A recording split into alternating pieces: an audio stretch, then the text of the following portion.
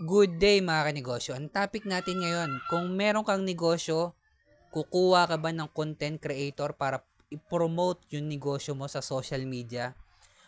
Mga kanegosyo, nagsasayang ka lang ng pera. Tapusin mo tong video ko, malalaman mo kung bakit. Kung nagsisimula ka pala magnegosyo, ito yung mga natutunan ko nung sa 10 taon kong karanasan sa mundo ng pagninegosyo. Ako nga pala si Jepoy, isang negosyante. Isa rin akong DJ. Kung kailangan nyo pala ng DJ sa club, sa bar, sa event, message lang kayo dito sa page ko or comment lang kayo. Bakit wag kayong kukuha ng content creator? Bagkos, kayo na lang mag-create ng sarili nyong original content para sa pagninegosyo nyo. Mga kanegosyo, kung kukuha kayo ng sikat na content creator, halimbawa, alam ko ang bayad kayo malupiton 40,000 para i-promote yung negosyo nyo. Para magawa din na kayo ng content. Yes, makakatulong siya para ma-promote yung negosyo nyo.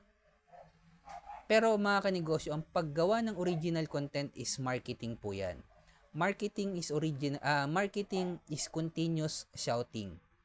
Ibig sabihin, continuous, kumbaga dire-diretso. Hindi ibig sabihin kumuha ka ng content creator ngayong week, hindi ka nakukuha ng content creator next week, next month, next year. Sa pagninegosyo, pag sinabing marketing, continuous shouting yan, ibig sabihin araw-araw ka magpo-promote ng negosyo mo through original content. Ikaw na lang gumawa ng original content mo mga kanegosyo kesa magbayad ka pa ng mga content creator, which is sila lang yung kikita. Kahit kunin mo pa si malupiton mga kanegosyo, pagkatapos niya i-upload yan ngayong araw, kinabukasan, limot ka na ng tao. Bakit? Kasi may bukas ibang content na naman yung i-upload sa social media. So matatabunan na yon. Kahit i-promote mo pa yan yung TikTok mo para mapanood ng milyon-milyon na tao or libo-libong tao. Tsaka makikita nyo kung gumagana ba ang pagkuha ng content creator para i-promote yung negosyo nyo. Kung mako-convert ba sa sales.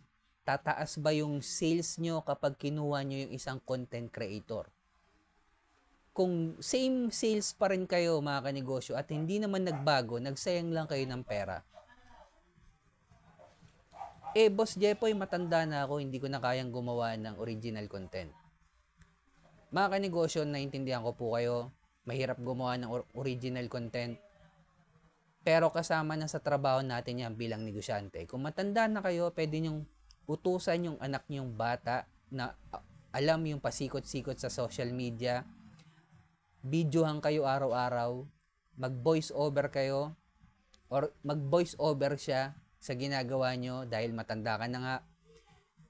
Kahit isang content lang isang araw, bukas ganun ulit. Bukas ganun ulit.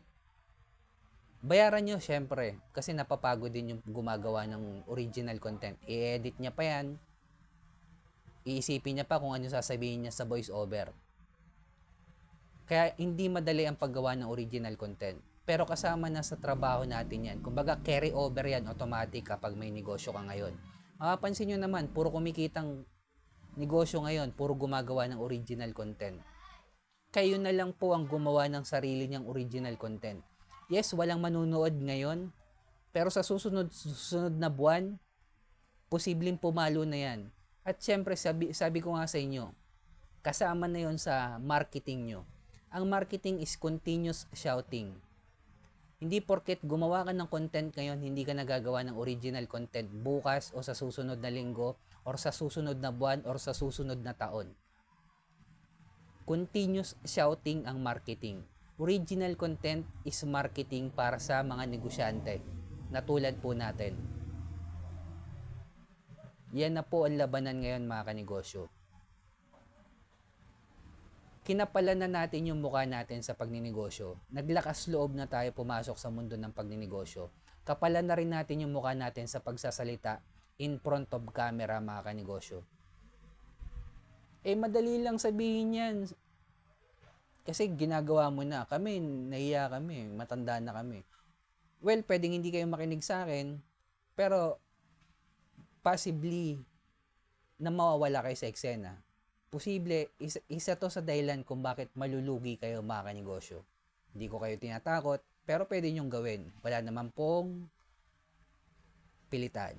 Ang sinasabi ko lang, kung nagninegosyo ka, kasama na sa trabaho natin paggawa ng original content.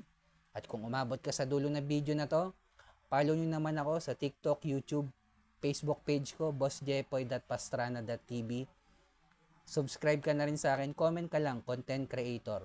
Sa mga negosyanteng dumadanas ng pagsubok or struggle, huwag nating kalimutan mag-pray kahit anong religion natin. Ingat tayong lahat. Peace.